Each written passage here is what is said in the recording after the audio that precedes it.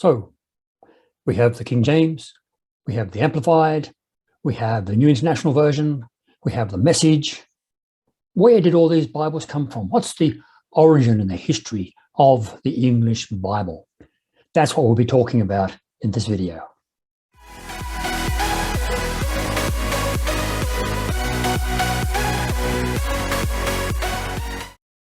Hello, my name's Stephen, and this is Faith Ministries. As I mentioned in the beginning of this video, we're going to have a look at the origins of all the modern Bibles that we have today. Where did the scriptures actually come from? Now, I'm no Greek or Hebrew scholar, no Latin expert whatsoever, and so if my interpretations or my way of saying particular words is incorrect, please bear with me and don't jump all over me like a bug on a bumper. So let's get started and see where the Bible came from. Okay, so the information, I have to admit, it's not the information that I put together myself, but I am borrowing it from a pretty old website, like around 2011 I found online.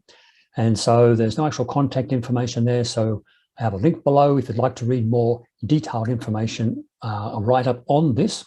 But in the meantime, my commendations to the people who actually put this together at generals.info.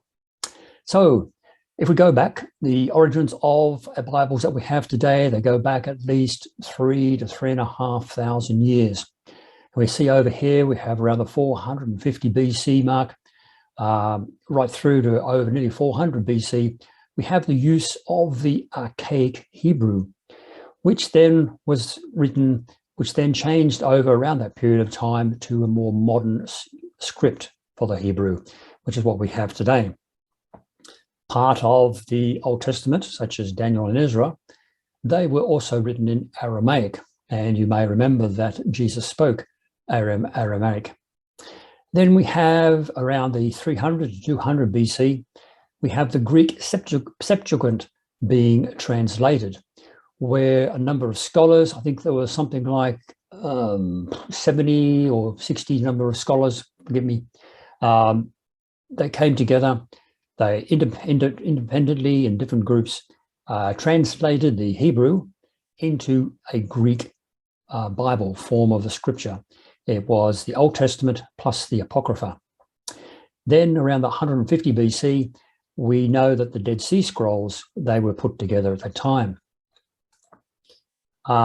Then we have things like around this period here, where a gentleman called Origen, I think his name is pronounced, he decided that there were certain errors in the Greek Septuagint, and he started to rationalize it, and he corrected some of those some of those errors and put it together. Around the 90 AD in that period, we know that we had the writings in Greek of the New Testament. You know, people like Paul and I know John, for example, and they put it all together. There was the New Testament plus the Laodicean writings, the letters to them. And then we roll down to around the 300 AD, where you had Eusebius of Caesarea.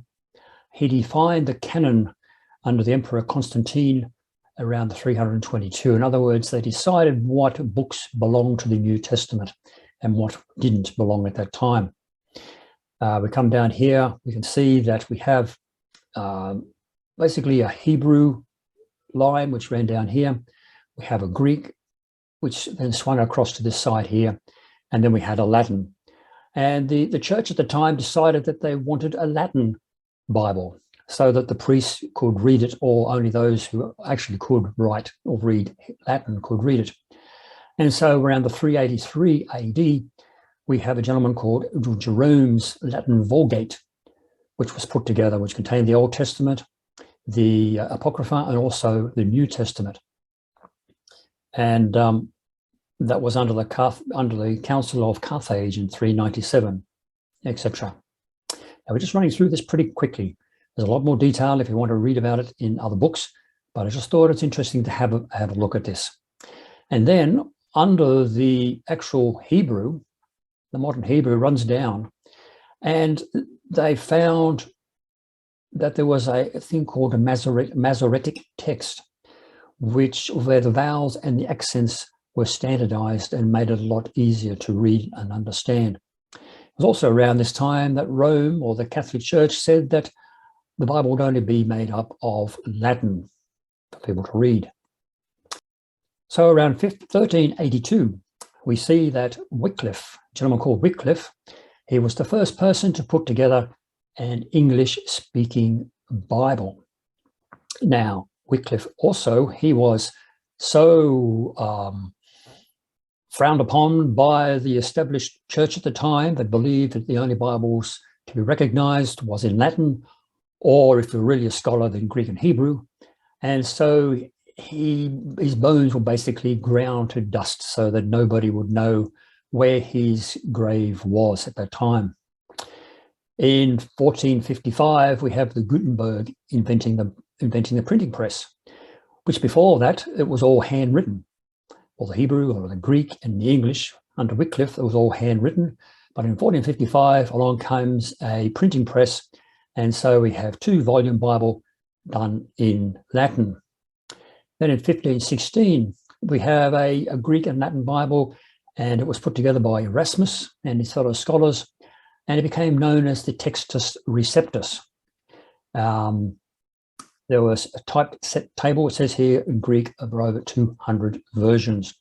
And the Textus Receptus, it became like the basis for many of the early English Bibles that we had, such as the King James, for them to go back and to find out the original Greek and Hebrew written in Latin. So then we come along to, if you have a German background, you may know in 1522, we have Luther writing the Bible in German. 1525 AD, the New Testament, written by Tyndale, who's a well-known scholar. And it was such called consternation also by the established church that he was burnt at the stake in 1537. So you really realize that the English Bibles that you have in your hand, on your phone, in your bookshelf, they came at a great cost. They came at the cost of people's lives to have them written and have them published and spread to the ordinary people. 1535, we have Miles Coverdale, the first complete English Bible, which had 80 books. And you may say, well, how come we've got 80 books suddenly? Because it included the Apocrypha, which later was removed because they couldn't really substantiate some of the authors or the validity of them, or whether they were actually relevant to being included in the Bible. But they do make interesting reading. We have 1537 and onwards, we have Thomas Matthew's revision of Tyndale's Bible, etc. And then in 1539, we have the Great Bible, which was the first authorized version.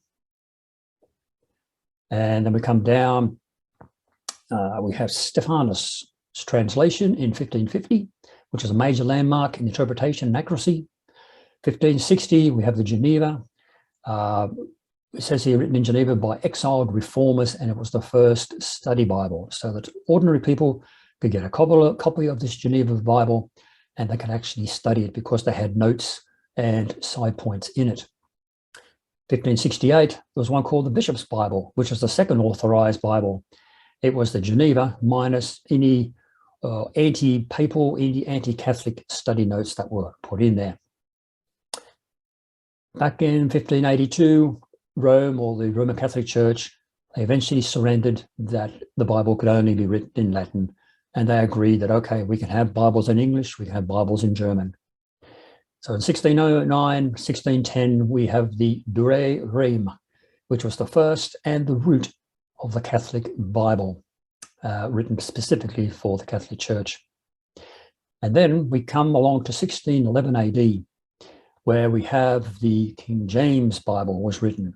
And as you can see, it's a combination of a whole different groups of Greek and Latin and English all came together. And it was the third King James culmination of a lot of 1600 years of translation work. And then in 1782, you have a gentleman called Robert Atkin. Old Testament, New Testament was the first United States printing of the King James Version without the Apocrypha. Now, I'm just skipping over some of them, of course. We have the English hexaplex. We have the Textus Receptus, which came down here as well. And then we have in 1881 to 1885 AD, we have the Revised Version, which was the first major attempt to translate rigorously, and it was under the work of 65 scholars. Then we move into the previous century with 1901 AD. We get the American Standard, which was based on the Revised Version. 1904, we have the New Testament, which was the 20th century New Testament, which was written as a Greek literal translation. And in 1934, we have a New Testament called the Riverside New Testament, written in today's language, as they say. Then in 1947, there was a major find in Israel at the time of the Dead Sea Scrolls. We had Greek and we had Hebrew, and suddenly the scholars and the translators weren't just limited to scrolls that went back to the Textus Receptus and other things like that. They actually went back a lot further, and they were more complete, and there were hundreds and hundreds and hundreds of them. And so they were able to do checks and better translations of the Bible. So we have post-Dead Sea Scrolls, and which came along to the 1952s. We have the Revised Standard. 1959, we get the Berkeley Bible.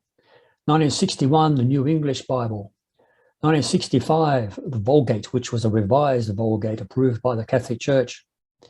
In 65 also was the New English, yep. In 71, we have the New American Standard Bible, which was a literal translation, later improved, I think it was in 1984, and has been one of the key Bibles around the world at this time. And around also this time, there was the Living Bible, which was, by purists, was seen to be a bit too free. 1976, we had the Good News. I remember the Good News coming out, very popular among giving to young people and teenagers because it was written in modern day vernacular at the time. 1978, we have the New International, the NIV, which is a contemporary phrase-by-phrase Bible. And then right up here in 1982, we have the New King James, where they took the old King James, revised part of it, got rid of the these and the thous, and made it more readable. So what happened around that time after 1982? Well, without going into too many details, this was taken from Wikipedia. And as you can see, we have, for example, 1982, New King James, and then we have a New Jewish Publication Society one there in 1985, New Jerusalem Bible in 85. It seems like come the 20th century, there were proliferation of Bibles popping up everywhere. Everybody wanted to have a Bible, whether it was a phrase for phrase or whether it was a literal Bible, but there were Bibles everywhere. Here we have a literal translation of the Bible, 85. We have the New Life Version, amplified in 1987 and again in 2015. You can see there on the side, easy to read versions, New Century Version in 1991.